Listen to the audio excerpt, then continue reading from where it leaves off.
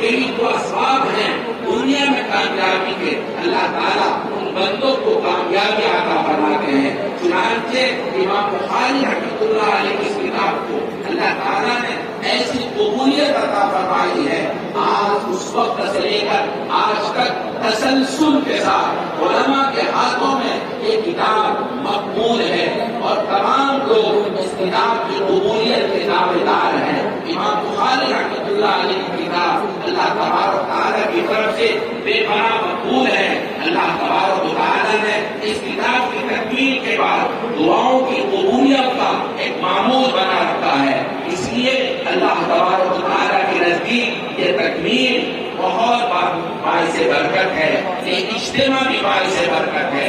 میرے بھائی، اصل حدیث کے پڑھنے پڑھانے کا مقصد علماء نے لکھا ہے الاہتداء بہدی نبی صلی اللہ علیہ وسلم، یعنی حدیث شریف کے پڑھنے پڑھانے کا مقصد ہے اپنے آپ کو جناب رسول اللہ صلی اللہ علیہ وسلم کے اوصاف کے ساتھ متصف کرنا، یعنی آپ علیہ السلام نے جو اعمال کیے ہیں، جو اقوال ارشاد فرمائے ہیں، جو کردار آپ نے پیش کیا ہے، جو اوصاف آپ کے ہیں، ان اوصاف کو اپنانا، ان اوصاف کے ساتھ اپنی زندگی کو ڈھالنا، ان اوصاف کے ساتھ اپنے آپ کو وابستہ کر لینا، یہ مقصد ہے حدیث کے پڑھنے پڑھانے کا۔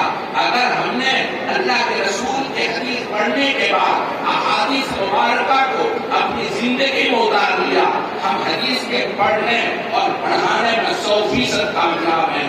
اور اگر آپ نے اللہ کے رسول کے حدیث کو پڑھا، اللہ کے رسول کی سیرت کو اپنایا نہیں، اللہ کے رسول کا اوصاف کو آپ نے چھوڑ دیا، تو گویا کہ آپ نے اللہ کی بارگاہ میں اپنے آپ کو ذلیل اور رسوا کر دیا۔ وہ آدمی اللہ تعالیٰ کی بارگاہ میں مقبول نہیں ہے تو اللہ کے رسول کی سیرت کو پڑھے، اللہ کے رسول کے اوصاف کو پڑھے، اللہ کے رسول کی سیرت اس کے سامنے آئے اور پھر اس پر عمل نہ کرے۔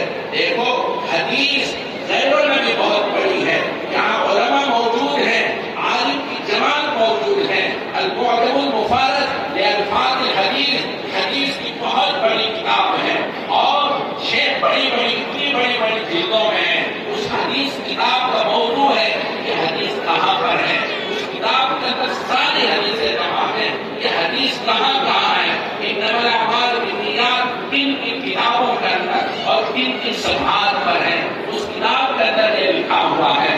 مگر دوستوں، آپ سوچ سکتے ہیں وہ کتنا زبردست عالم ہوگا، انہوں نے یہ کام کیا ہے، اس زمانے میں کیا ہے، اس زمانے کے اندر کمپیوٹر کا دور نہیں تھا، نیٹ کا زمانہ نہیں تھا، لیکن آپ کو پتا ہے اس کتاب کو لکھنے والا اللہ کی بارگاہ میں مقبول نہیں مردود ہے، وہ یہودی ہے، یہودی لکھنے والا ہے، اللہ کی بارگاہ میں مقبول وہ بندہ ہوتا ہے، تو اللہ کے رسول کی سیرت سے اپنے آپ کو وابستہ کرے۔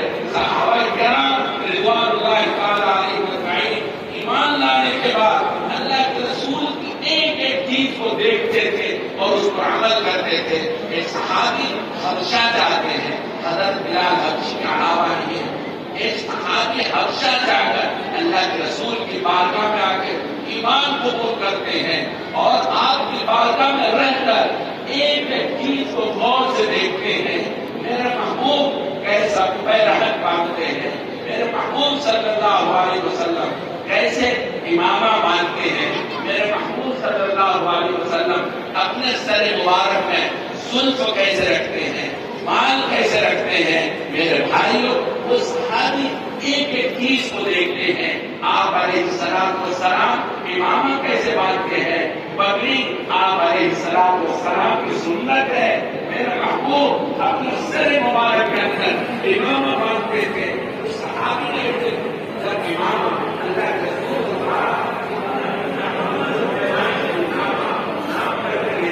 کہ میرے پگڑی کے اندر روٹی تو نہیں ہے، پیمائش کی اس صحابی کی پگڑی 4 انگلی بڑی تھی، صرف 4 انگلی، اور چاقو بنایا، قتل کیا اور کہا اس لباس کی گنجائش محبوب کے بدن مبارک پر نہیں ہے، وہ میرے بدن پر نہیں رہ سکتا، اس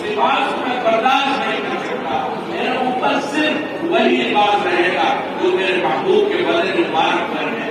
مان جائیے اکابر علماء دیوبند پر انہوں نے اللہ کے رسول کے لباس کو اپنے زیر تن کیا ہے, اپنے بدن پر اسی لباس کو اپنایا ہے جو لباس میرے محبوب صلی اللہ علیہ وسلم اور صحابہ اکرام کا لباس تھا.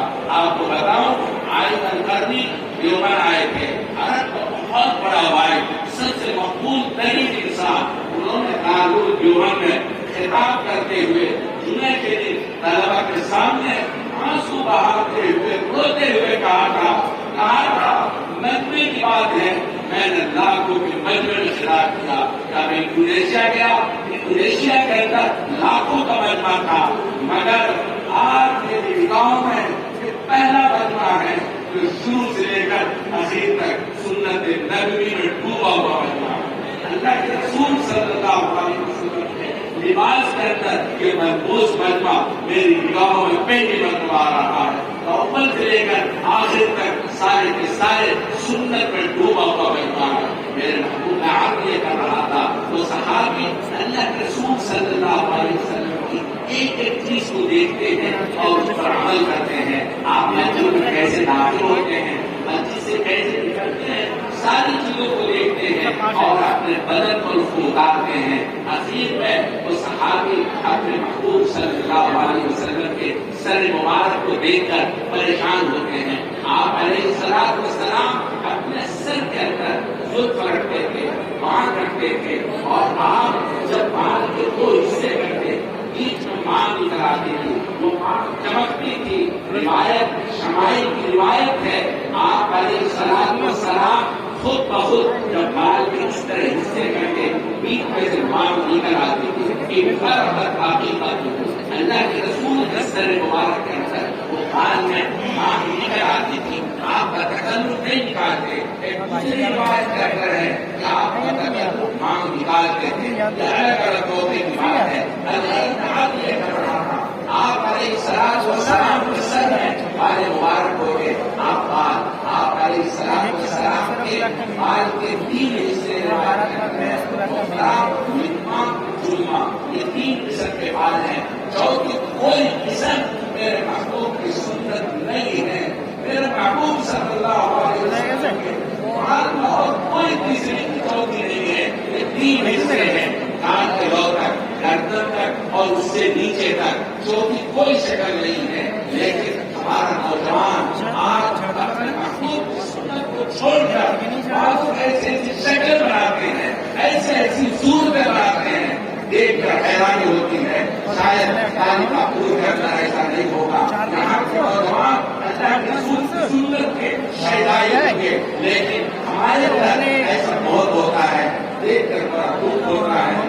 نوجوانوں کے بالوں کو دیکھتا ہوں, ایسا لگتا ہے ان کے اوپر اللہ کا غضب نازل ہو رہا ہے, اللہ کی لعنت برس رہی ہے. اللہ کے رسول کی سنت کو چھوڑ کر غیروں کی سنت پر جاتا ہے. میرے بھائی کو اس صحابی نے دیکھا میرے محبوب کے سر میں بڑے بڑے بال ہیں. وہ صحابی حبشہ کے رہنے والے ہیں. ان کا دین چاہتا ہے اپنے محبوب کے سر کے انداز پر اپنے سر میں بال بنا دوں, مگر حبشہ کے لوگوں کے سروں میں بال بہت گھنے ہوتے ہیں, سخت ہوتے ہیں. آپ دیکھا ہوگا کہ حبشیوں کو بال سر کے اندر بہت سخت ہوتے ہیں, وہ گندگی نہیں کر پاتے. حکومت وہ سر کو اٹھاتے ہیں. حبشہ جا کر دیکھا ہے, حبشہ کے لوگوں میں عموماً وہ سر کے بال کو اٹھاتے ہیں, بال رکھ نہیں پاتے, بہت سخت ہوتے ہیں. وہ صحابی پریشان ہوتے ہیں میں اپنے محبوب کے سر کو کس طرح سے اٹھاؤں, اپنے سر میں کس طرح وہ سنت بساؤں. تڑپتے ہیں,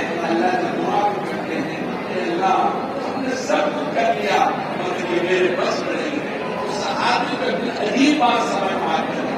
ایک بات سمجھ میں آئی کہ ان کو ایک لوہا مل گیا, لوہے کو لا کے گرم کیا. جب لوہا لال ہو گیا چمٹے سے پکڑا, اپنے سر کے بیچوں بیچ رکھ دیا.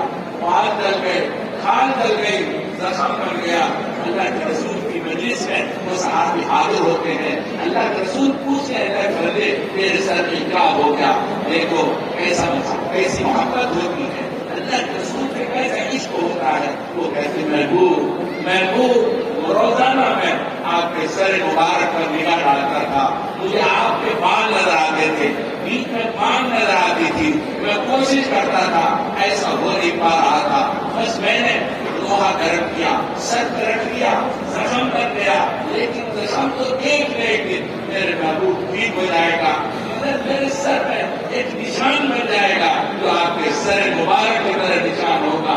اللہ کے رسول صحابہ کو گلے سے لگایا اور فرمایا من احب سنتی فقد احبنی ومن احبنی کان معی فی الجنہ، جس نے میری سنت سے پیار کیا اس نے مجھ سے پیار کیا، اور جس نے مجھ سے پیار کیا وہ جنت میں چلا جائے گا۔ اللہ کے رسول نے فرمایا اللہ کے رسول کی سنت سے پیار کرنے والا اللہ کے رسول کے ساتھ جنت میں چلا جائے گا۔ کالی کاپور کے نوجوانوں، اللہ کے رسول کی سنت کو اپناؤ، اللہ کی رحمت آپ کے ساتھ اترے گی، اللہ تعالیٰ آپ کو اپنے محبوب کے ساتھ جنت میں داخل فرما دیں گے، اللہ تبارک و تعالیٰ آپ کو اپنے محبوب کے ساتھ معاملہ فرمائیں گے۔ اللہ کے رسول نے فرمایا من احب سنتی فقد احبنی ومن احبنی کان معی فی الجنہ۔ اس صحابی نے اللہ کے رسول ایک سنت کو اپنی زندگی میں اتارا، یہ مطلب ہے الاقتداء بحد النبی صلی اللہ علیہ وسلم۔ اللہ کے رسول کی سنت کو اپناؤ، اللہ کے رسول کی سنت کو اپناؤ گے اللہ تبارک و تعالیٰ آپ کو اپنے محبوب کے ساتھ جنت میں داخل فرمائیں گے۔ میرے بھائیو، آپ علیہ السلام کا معمول یہ تھا، آپ رات کے پہلے حصے میں سو جاتے تھے اور رات کے آخری حصے میں اٹھ کر کے اللہ کی بارگاہ میں کھڑے ہو جاتے تھے۔ قرآن کریم کو اس کو نقل کیا ہے، اللہ کے رسول رات کے پہلے حصے میں رات کے عشاء کے بعد جلدی سوتے تھے اور ادھر جلدی اٹھتے تھے۔ آج ہمارا نوجوان غور کریں ہم کیا کرتے ہیں، ہمارا عمل کیا ہے، ہم رات کے پہلے حصے میں جی بھر کے جاگتے ہیں اور خوب جاگتے ہیں، اور جاگتے کیا ہے، اپنے اوپر اللہ کے غضب کو دعوت دیتے ہیں، جاگ کر کے موبائل کے اندر مغلی کرتے ہیں، چیٹنگ کرتے ہیں، اپنے آپ کو برباد کرتے ہیں، اپنی زندگی کو برباد کرتے ہیں، اللہ کے غضب کو دعوت دیتے ہیں، اللہ کی لعنت کو اپنے اوپر دعوت دیتے ہیں، پوری رات گناہوں میں اپنی زندگی گزارتے ہیں۔ میں خوب جانتا ہوں، میرے پاس ہزاروں فون آتے ہیں، تڑپ کر رونے والے وطن آتے ہیں۔ ابھی آنے سے ایک دن پہلے کشمیر سے ایک نوجوان بچی کا فون آتا ہے اور کہتا خدا مجھے بتا دیجیے میری زندگی اللہ کے غضب میں گزر رہی ہے، میں رات